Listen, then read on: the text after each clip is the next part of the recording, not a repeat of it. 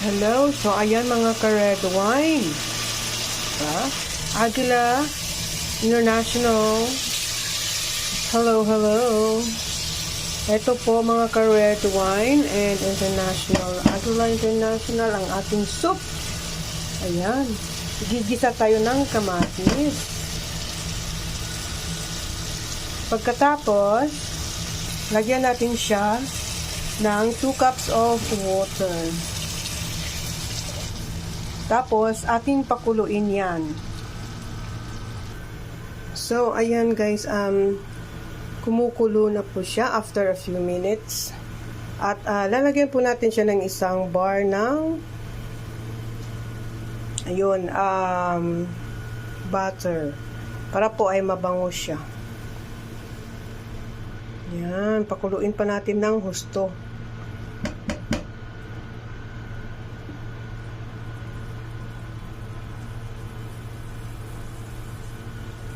So, pagkatapos ay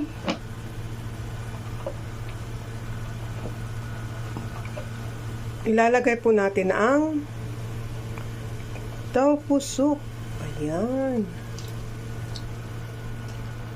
Ayan. Ayan po guys.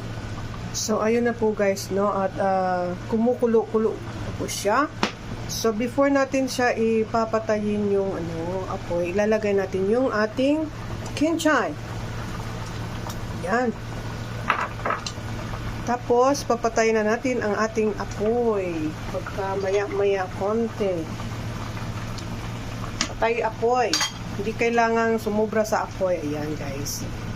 Pinatay na natin yung ating apoy kasi yung ating kimchi ay mabilis lamang po maluto. Ayan na. Ayan po, luto na po guys. Ito ba guys, ang ganda-ganda po pagkatingnan. Ayan.